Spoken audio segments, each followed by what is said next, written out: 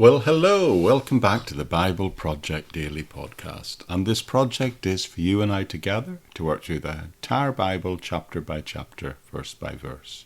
You're very welcome, whether you're here for the very first time or you've been here all along. Can I just ask that if you are here for the first time, then why not consider making the decision to make the study of the Bible part of the rhythm of your daily life? Just click on the subscribe button wherever you're receiving this podcast from, and you need never miss another single episode. And the choice is you can just pick up where we are today, midway through the book of Exodus, or you can make the decision to go back either to the start of this book or right back to the very beginning and just work along through this journey together through the entire Bible at whatever pace suits you. The decision is yours. So with that all said, you're very welcome, and do hang around at the end where I can give you an update on a few things and tell you of ways that you can access lots of other great free Bible teaching resources. So with that said, we'll drop back into the text where we left off last time, and I'll see you at the back end. Bye-bye for now.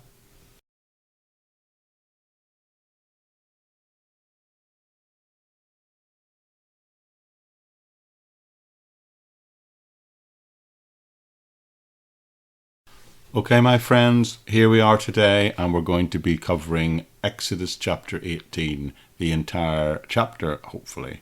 And I've entitled today's little talk, How to Cope When You're Overloaded or Overwhelmed. I really do believe that this text still today offers us some very relevant, helpful teaching when it comes to dealing with the pressures of life, particularly with the pressures of Christian ministry. Because even in this day and age, it's not uncommon for people to become or just to feel overloaded. Sometimes it can be temporary, like for instance in business or at the end of a tax year or when facing maybe a deadline if you're a student. And in life sometimes there can be seasons when there's so much work for a person to do that they can really be overwhelmed and overworked. And it can happen in all spheres of life. It can happen within the family context, where a mother can feel overloaded. It can happen at work for anyone. It can even happen in church, and it definitely happens in Christian ministry.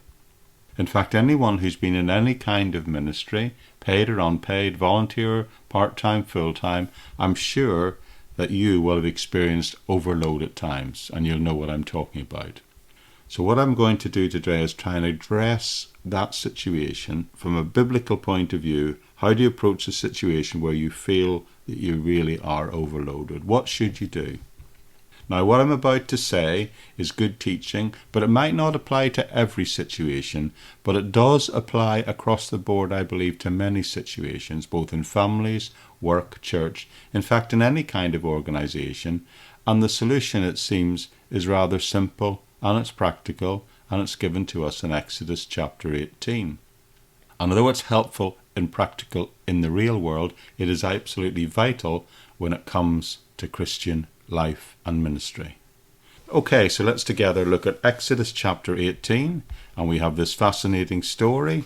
And again, it's a long passage, so what I'm going to do today is I'm going to read it in sections as we work through and unpack it together. So we'll not do it all at once, but we'll still go through it verse by verse, but in sections, and try and unpack it as we go along.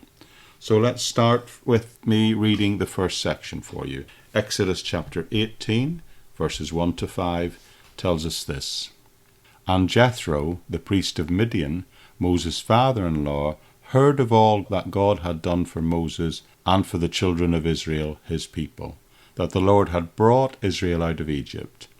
Then Jethro, Moses' father-in-law, took Zipporah, Moses' wife, after he had sent her back, with her 2 sons, of whom the name of one was Gershom, for he was said, I have been a stranger in a foreign land, and the other was Eliezer, for he said, the God of my father was my help, and delivered me from the sword of Pharaoh.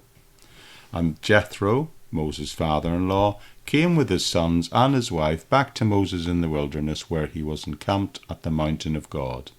And now he said to Moses, I, your father-in-law Jethro, am coming to you with your wife and her 2 sons with her.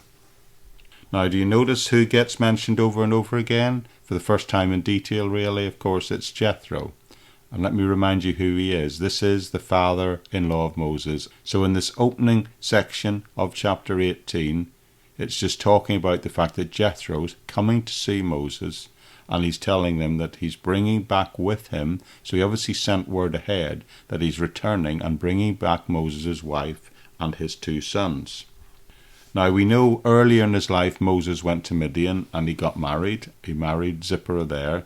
But then the Lord called him back to Egypt. And it would seem he didn't take his wife with him. Or if he did take her part of the way, he then sent her back.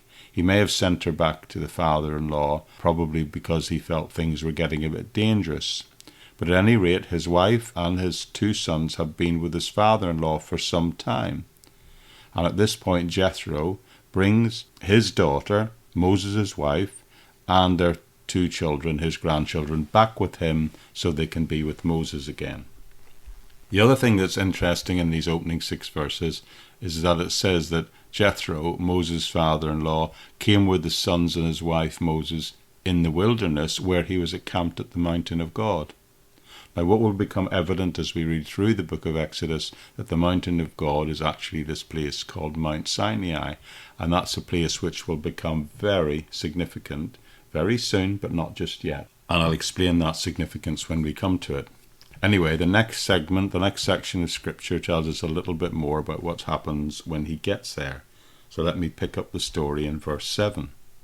So Moses went out to meet his father-in-law, bowed down and kissed him. And they asked each other about their well-being, and they went into the tent.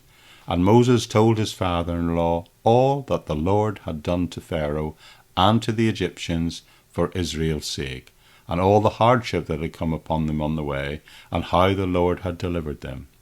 And then Jethro rejoiced for all the good which the Lord had done for Israel, whom he had delivered out of the hand of the Egyptians. And Jethro said, Blessed be the Lord, who has delivered you out of the hand of the Egyptians, and out of the hand of Pharaoh, and who has delivered the people from under the hand of the Egyptians. Now I know that the Lord is greater than all the gods, for in the very thing in which they behaved proudly, he was above them. Then Jethro, Moses' father-in-law, took a burnt offering and other sacrifices to offer to God. And Aaron came with all the elders of Israel to eat bread with Moses' father-in-law before God. Okay, what's going on here is that they simply meet up again. It's nice we see Moses bow down and kisses his father-in-law. The bow is obviously a sign of respect, and the kiss, well, it signals affection, doesn't it? Perhaps even some gratitude for looking after and bringing back his family. So we see right off the bat that they have a good relationship. But I want to focus for a second in verse 8, because it tells us there that Pharaoh told his father-in-law, and it says everything that the Lord had done to Pharaoh and the Egyptian for Israel's sake. And he told him about the hardship that had come upon them and how the Lord had delivered them. But did you notice, perhaps if you're not looking at the text as I read it, but if you look at the text, you'll see that the Lord, the term is used again and spelt with a capital L, capital O, capital R, capital D. Did you notice that if you've got your Bibles? So again, what's that signaling to us is the fact that the personal name of God is being used here. So Moses sits down with Jethro, and he says, let me tell you what the Lord, what Yahweh, what God, the personal God of Israel, the salvation God of Israel, has done since I last met and saw you. Now, if you have to use a label to describe what's going on in this tent in verse 8, the word that I would use would be fellowship. Now, that's a word that gets tossed around a lot these days in a Christian context, so it's worth just pausing for a moment and asking exactly what is fellowship from a scriptural point of view. We'll often talk about the fact if you go to church that after service we'll have time of fellowship together. In fact, a lot of church buildings even have a part of their building set aside from the main sanctuary, from the main worship area, so to speak, and they'll call that sometimes something like the fellowship hall. But what actually is fellowship? Well, I have to tell you, it's more than just catching up with everybody and what's going on in their lives. I'm not criticizing that. All of that's perfectly legitimate. It's important to have real relationships with people. That definitely has its place. I'm not condemning that at all. But it's not technically what the Bible describes as fellowship. So what then is fellowship?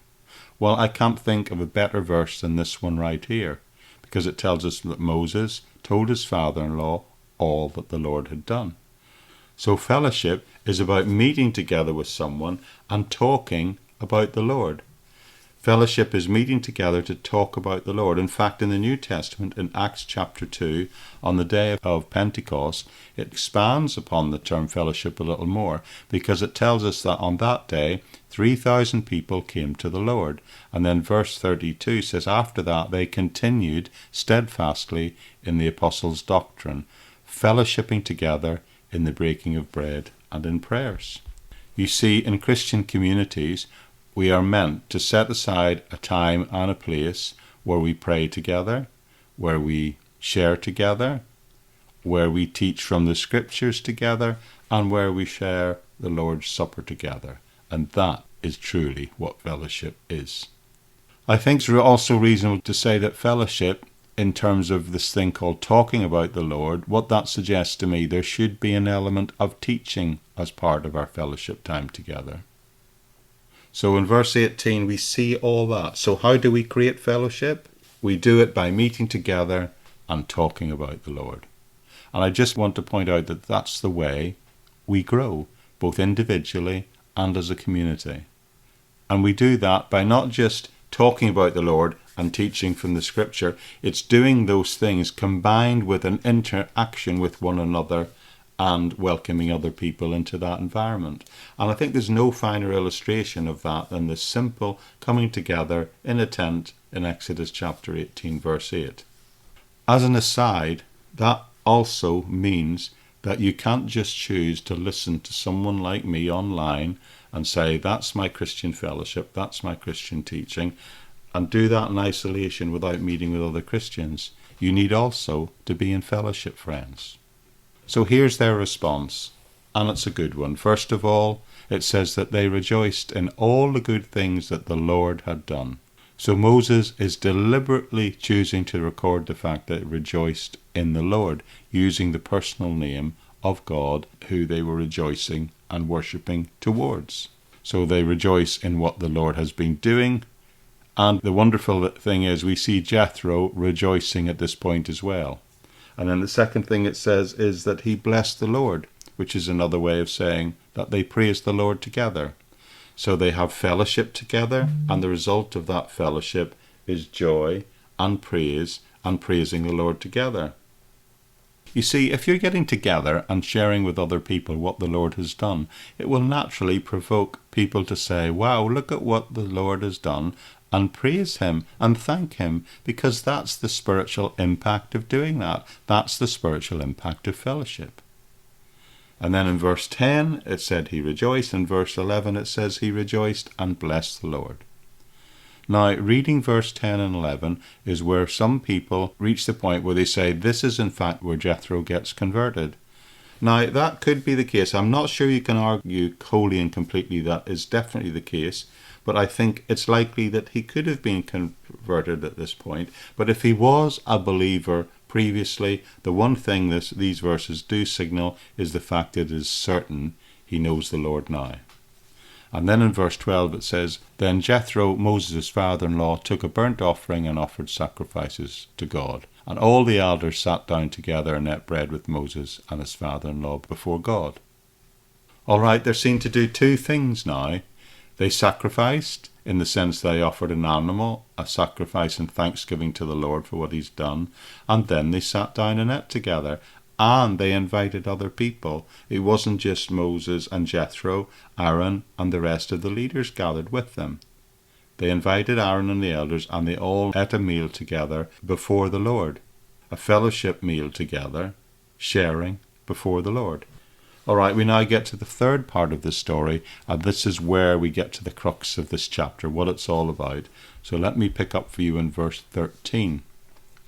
And so it was on the next day that Moses sat to judge the people, and the people stood before Moses from morning until evening. So when Moses' father-in-law saw all that he did for the people, he said, "What is this thing that you're doing for the people? Why do you sit alone, and all the people stand before you from morning until evening?" And Moses said to his father-in-law, "Well, because the people come to me to inquire of God, and when they have a difficulty, they come to me to judge between one and another, and I make known the statute of God and his laws to them." So I need to pause right there for a second. We'll get to make some other points in a minute, but I just want to explain the basics of what's going on here. You see, Moses was their leader, their only leader, and apparently, as will become a little evident later in the passage, the people are having conflicts. Do you know why they were having conflicts with each other? Well, I would say simply because they were human beings, and that's what we do, just like you and me today. But in order to resolve these problems, they naturally came to their leader, who was Moses. But remember, the children of Israel was a very large nation now. How many people came over of Egypt? Well, it depends on how you interpret it. We know definitely there were 600,000 men, young men on foot, but the numbers in the Old Testament are not exactly mentioned, but the common agreed explanation is, and you've heard me say it as we've worked through this previously, it was probably in excess of 2 million. And that's a conservative estimate, by the way. And 2 million people is a lot of people to have to deal with their problems. So it seems that people are coming to him morning, noon and night, and he's dealing with one person after the another all day long, every day. So guess what happens? Well, what I said at the beginning, Moses, he gets overworked and he gets overloaded. He's doing more than any one person could ever possibly do. And Moses' father-in-law, having spent time together in fellowship with him, spent time together talking about the Lord, praising and worshipping the Lord, marking and sacrificing towards the Lord, he said, then is in a position to say to him, "Why are you doing all this alone?" And that's why I introduced and opened today's message by saying that we all can get overloaded, because that's what's going on in this passage, and this is where the point at which we can learn something about how to deal with these situations. Moses here is overloaded, he's overworked, he's overwhelmed. A Christian psychologist who I recently read an article about this, about people's being overloaded in their work life, said this: "The social sector jobs have drawn concerned people into the roles of trying to help others. In times, many of them are what I call burned out Samaritans. After a few years of listening to other people's problems and trying to solve them, they often get to a place where they just can't handle anymore. This happens to nurses, care assistants, doctors, ministers, social workers, psychiatrists, and even policemen. To save themselves emotionally, they must either quit or stop caring or actually readjust." So you see, things can get a little overwhelming at times for all of us. You see, if you're the sort of person who really listens to people and are good with people, and people feel able to open up and tell you their problems, and then if you care about them, that's something that can overwhelm you sometimes, and in fact, at the very least, will be exhausting. And I want you to know that, friends, that I've been there myself. I've done that. I've talked to people about very difficult situations to the point where afterwards I felt I needed time out to recoup. Sometimes I felt I almost, if I could have taken it, would have needed a day off to sort of decompress the stressful situation that I've been made aware of. And sometimes it gets to the point there where there is only one solution, and there is only one proper solution. That is, you've got to take a step back and regroup and recoup. Rather than battle on, sometimes God tells us to take a break and just try and reflect on it. Chill, as my kids would say. What I'm saying here is that not only is it entirely possible, it is in fact likely that you can become overwhelmed if you're in a role where you pastorally are trying to help people, particularly when that caring is of a Christian pastoral nature. Because we naturally call people into those roles who have those natural giftings to be empathetic to other people's problems. And that, we see, is what is going on here with Moses. But on this occasion, Jethro, Moses' father-in-law, comes, spends time with him, fellowships with him, gets to know and see what's going on, and then says something about it. You see, he knows that if Moses gets burned out completely, then he won't be able to help anybody. So Jethro will now give some advice. And that, I believe, is the main learning point of this chapter. So let's pick it up at verse 15 and see what the advice is. And Moses said to his father-in-law, because the people come to inquire before God, when they have had a difficulty, they come to me, and I judge between one and another, and I make known the statutes of God. So that's Moses initially explaining the problem. But I think I'd just point out, I don't know if you've noticed, we've not got to Sinai yet, and he's not had the full revelation of God's law, the 10 Commandments, and the law of God is still to follow. We're going to get that in a couple of chapters. But as a quick aside, those verses would suggest to me that apparently some of the statutes of God in relation to dealing with issues between people have already been given to Moses before Sinai, perhaps as just a spirit-led insight before being actually laid down on tablets of stone. So anyway, Moses' father-in-law hears all this and says to him in verse 17, this thing that you do is not good. Wow, we need to just underline that for a moment and recognize that helping people, doing ministry, even doing Christian ministry, by doing so much to the point of you're being overwhelmed, God here says that that is not good. Continuing, verse 18, both you and these people who are with you will surely wear yourselves out. For this thing is too much for you, and you are not able to perform it by yourself. So this is Jethro speaking to Moses. Listen to my voice, he says. I will give you counsel, and God will be with you. Stand before God for the people, so that they may bring the difficulties to God. And you shall teach them the statutes and the laws, and show them the way in which they must walk, and the work they must do. But moreover, you shall select from all the people able men, such as those that fear God, men of truth, those that hate covetousness, and place over them to be rulers of thousands, rulers of hundreds, rulers of 50s, and rulers of 10, and let them judge the people at all times. Then it will be that every great matter shall still be brought to you, but every small matter they shall judge among themselves. So it will be easier for you, for they will bear part of the burden with you. And if you do this thing as God so commands you, you will then be able to endure, and all these people will go to their place in peace. Okay, that's it. That's Jethro's advice. They've had fellowship. They've worshipped the Lord together. And then he's gained an insight into what's going on. And he's only gained that insight because of that time of fellowship.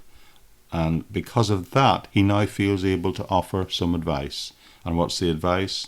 Well, basically, there are 3 things given here, 3 stages to the advice. 3 things that I absolutely feel we can still learn from today and still apply today when we're feeling overwhelmed. And number 1 is, take all of this to the Lord. In other words, number 1 is, you should pray. Take your problems to the Lord and pray. But number 2 is then teach others. If you've got the insight and the knowledge to know how to deal with those problems, but the amount of problems coming at you is overwhelming, then teach others to help you deal with the problems. Gather people together and teach them what God says so that they can go among themselves and sort the problems among themselves. And number 3 is described here as appointing judges. And it comes up with an elaborate organisation of judges, and we see tiers put in place in that some people will have the responsibility to oversee 10, right up to those responsible for 1,000 souls.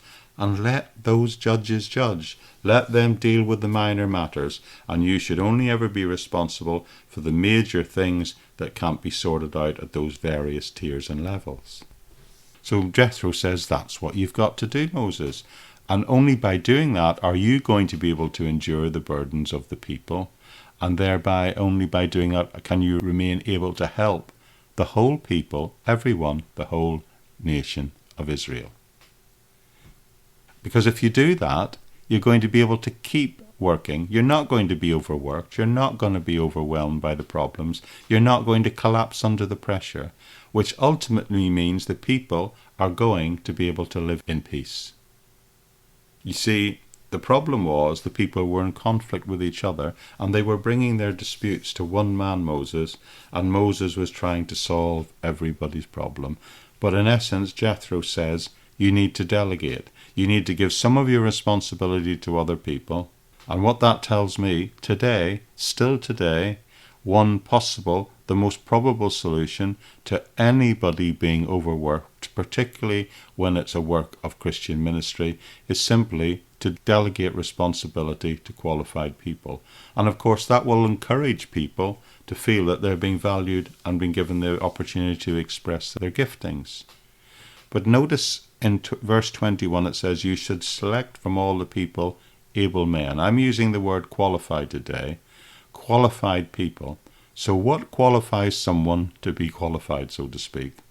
What do you have to do in order to qualify as an able person? Well, simply we're told that in verse 21.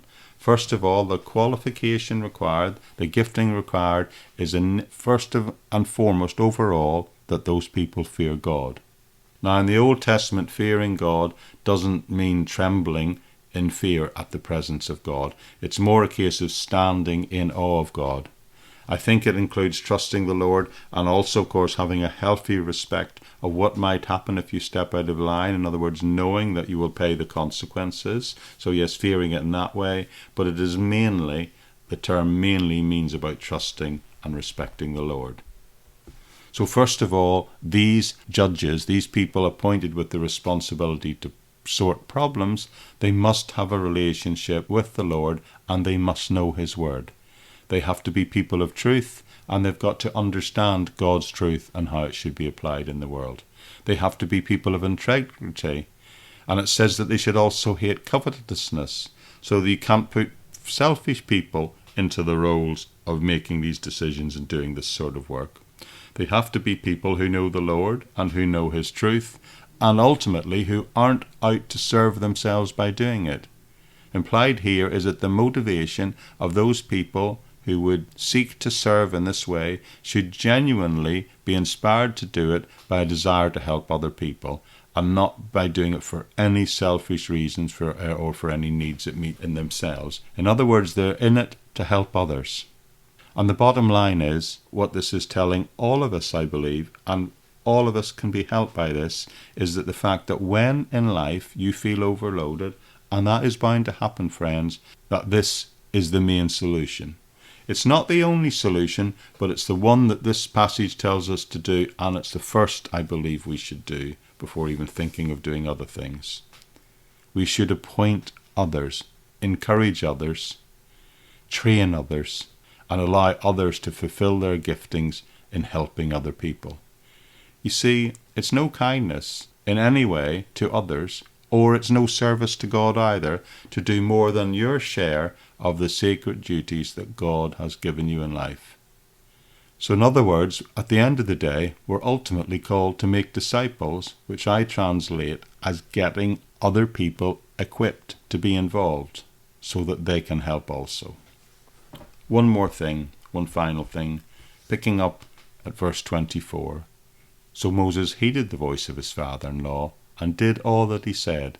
And Moses chose able men out of all of Israel and made them head over the people, rulers of thousands, rulers of hundreds, rulers of 50s, and rulers of 10. So they judged the people at all times. The hard cases they brought to Moses, but they judged every small case among themselves. Then Moses let his father-in-law depart, and he went away to his own land. So the bottom line is, Moses actually implemented all three suggestions, all three of Jethro's suggestions. He prayed, he then taught and equipped some people, and then he appointed them as judges, after which his father-in-law was able to return back home. So let me close today's message by making a couple of simple observations. If you're loaded, whether you're a leader like Moses, then this is what you're to do. Make sure you get qualified people to help you. And the other thing I would say is, we're not all Moseses.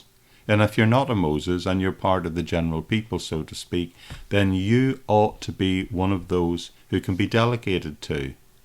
Or to put it another way, it's your duty to find out where you fit in among the church community, find your place, and serve in that way so that the work can be spread around. Now, I'm going to tell you what's top of that list, the thing that all of us can do. The Bible in Hebrews chapter 10 tells us to encourage one another daily.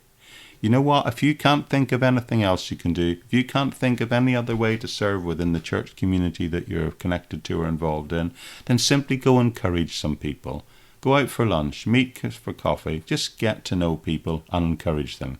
Find people who are struggling, maybe people who are struggling with something that you yourself have gone through, and offer to try and support them. You know, the great thing about doing that is the fact that to serve in that way, you don't need any equipment. The only equipment you need is 2 ears. Most people just want to have someone to talk to listen, and to reflect with. And the second thing that they want is I suppose, to be understood. You'd be amazed at just how saying you understand where people are coming from can really minister to them. Let them tell you their tale of woe and just sit there and listen and take a breath and let them know that you understand. Now, that doesn't mean you say to people, I understand what you're going through, because most of the time you will not be standing in their shoes at that moment. So that's very important. But it does mean that you can say, I understand what it means to feel overwhelmed, because we've all felt that at times in life, I'm sure. And let me help you with that, even if I can't help you with the individual situation that you're facing. And you'll be amazed how much that little simple thing can encourage people. I think everybody ought to be able to encourage someone else. So take a look around and ask yourself the question, who should I be encouraging? And if you're struggling to identify someone, let me give you a little list to help. Find out who's discouraged, then go and encourage them. Find out who's afraid, encourage them. Find someone who's sick, encourage them. Find someone who's confused, encourage them. Find out someone who's worrying, encourage them. Find out someone who's lonely, and encourage them. Find out someone who's struggling, encourage them. Find out someone who's doubting, encourage them. And find out someone who feels defeated, and lift them up and encourage them. And you know what? That's a pretty good start. You can do that, and you know what also? You're already qualified to do that. And here's the third thing, the final thing. When you are the one who's being overwhelmed, when you are the one who's being encouraged, then do as Moses did. Follow the advice.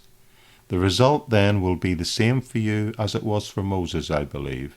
That being, he didn't burn out, he survived, and he, and more importantly, the people, the community, continued to prosper and live in peace. And I can't think of a better outcome than that. Can you?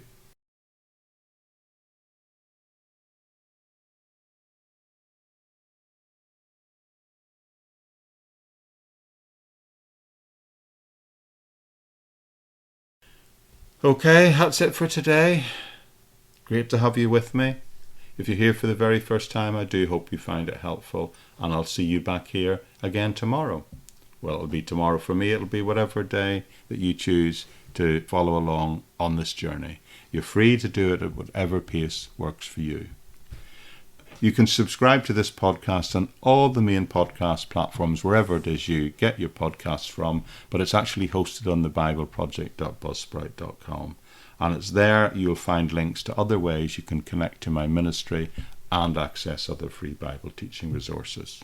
So I recommend, if you've got a moment, you take a look over there on the Buzzsprout website and see if there's anything else that can be of help to you. But with that said, I'll say bye-bye for now, and I do trust I'll see you back here again very soon on the Bible Project Daily Podcast. Bye-bye now.